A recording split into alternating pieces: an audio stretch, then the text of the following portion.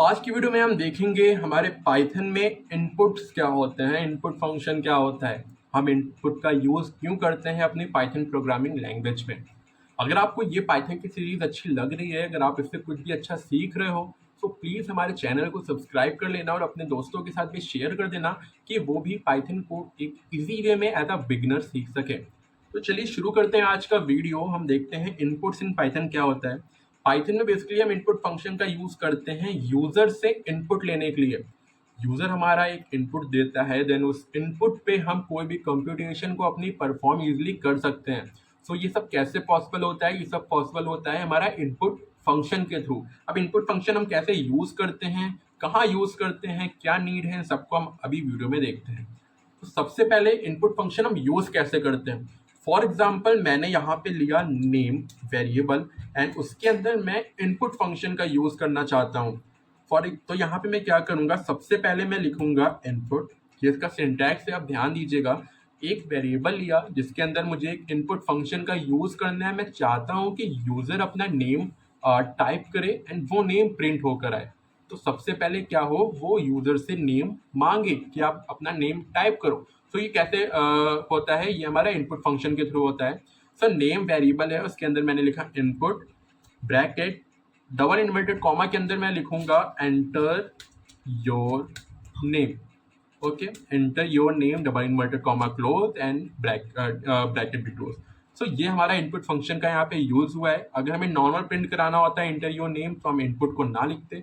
यहाँ पे सिर्फ एंटर योर नेम प्रिंट होके आ जाता। बट हमें प्रिंट क्या कराना है, नेम प्रिंट कराना है, बट यूजर इनपुट के साथ। अब यहाँ पे हम प्रिंट कर देते हैं नेम को। ओके, जब इसको हम रन करेंगे तो आप देख सकते हो यहाँ पे वो नेम मांग रहे हैं कि आप अपना नेम टाइप करो। अगर मैं यहाँ पे टाइप करता हूँ educate your code, educate your code type करके मैं जब एंटर करूंगा तो आप देख सकते हो नीचे एजुकेट योर कोड प्रिंट होके आ गया है। इसने क्या किया, यूजर से इनपुट मांगा है। ये कहते हैं हम लोग का हुआ इनपुट, उसने कैसे मांगा, इनपुट फंक्शन के थ्रू। एक और एग्जाम्पल हम लोग देखते हैं। फॉर एग्जाम्पल यहाँ पे हम लिखते हैं एज।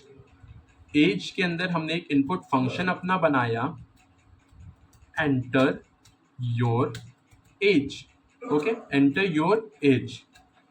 एंड एक और बनाते हैं, मान लीजिए email, mobile number. Okay, mobile number. एक हमने मोबाइल नंबर का भी यहाँ पे क्रिएट किया वेरिएबल एंड उसके अंदर हम यूजर से उसका मोबाइल नंबर मांग लेते हैं।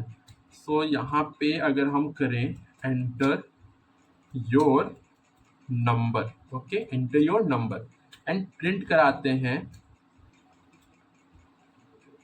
Your age is inverted comma close age comma, ये मैं आपको भी बताऊंगा ये मैं कर क्या रहा हूँ, comma and your mobile number is mob number. Okay, sorry, mob number. अब इसको जब मैं रन करूंगा तो यहाँ पे एज मांग रहा है कि मैं एज लिखता हूँ अपने 21 एंड मोबाइल नंबर में कुछ भी अपना यहाँ पे डाल देता हूँ। जब एंटर करूंगा तो ये हमारा आउटपुट क्या आ रहा है, your age is 21 and your mobile number is this. ये कैसे हुआ है, चलिए इसको एक बार देख लेते हैं। मैंने एज के अंदर एक इनपुट फंक्शन बनाया, एंटर योर एज।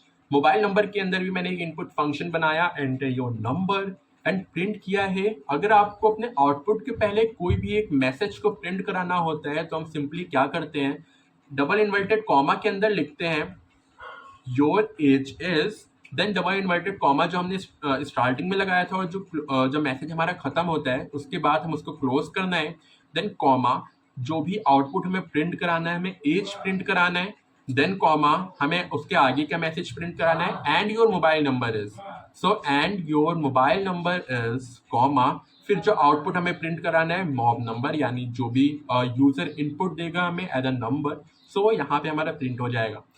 हमारा आउटपुट क्या है, your age is 21 and your mobile number is this. ये हमारा बेसिकली एक फीचर होता है, यानी इनपुट फंक्शन कैसे यूज होता है, उसका आउटपुट कैसे आता है, वो इनपुट कैसे लेता है, ये हमने सीख लिया है। अब एक और चीज हम देखते हैं, जो पाइथन है हमारा वो बाय डिफॉल्ट जो भी आप इनपुट फंक्शन देते हो उसको एज अ स्ट्रिंग यूज करता है। यानी जैसे यहाँ पे अगर हम लिखते हैं num is equals to input enter a number, okay, enter a number, then close. अब अगर हम इसमें देखें, प्रिंट करें, अगर हम टाइप num का क्या आएगा, टाइप, इसको हम रन करते हैं। अब अगर यहाँ पे हम कोई इंटीजर वैल्यू देते हैं 25, तो उसका टाइप ही हमें शो कर रहे हैं स्ट्रिंग। क्यों शो कर रहा है? क्योंकि इनपुट फंक्शन हमेशा ही स्ट्रिंग वैल्यू स्टोर करता है, फिर चाहे आप उसे इंटीजर वैल्यू दो, चाहे आप फ्लोट वैल्यू दो, वो बाय डिफॉल्ट उसको स्ट्रिंग वैल्यू ही कन्वर्ट करेगा। अब अगर इसको हमें चेंज करना है तो हम ये कैसे चेंज करेंगे? इसके पहले वाले वीडियो में हमने देखा था टाइप कन्वर्जन, सो वही ऑपरेशन हम यहाँ भी परफॉर्म करेंगे। हमें करना कुछ नहीं है, बट इनपुट के पहले हमें इंट लगा के एक ब्रैकेट ओपन करना है और ब्रैकेट को क्लोज कर देना है। अब आप देख सकते हो, मैंने यहाँ पे जो है इंट यूज़ किया है अपने इनपुट फंक्शन के पहले, यानी इसको इनडायरेक्टली या डायरेक्टली मैंने इसका टाइप को कन्वर्ट किया है स्ट्रिंग से इंटीजर में।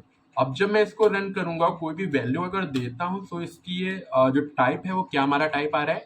टाइप आ रहा है इंट।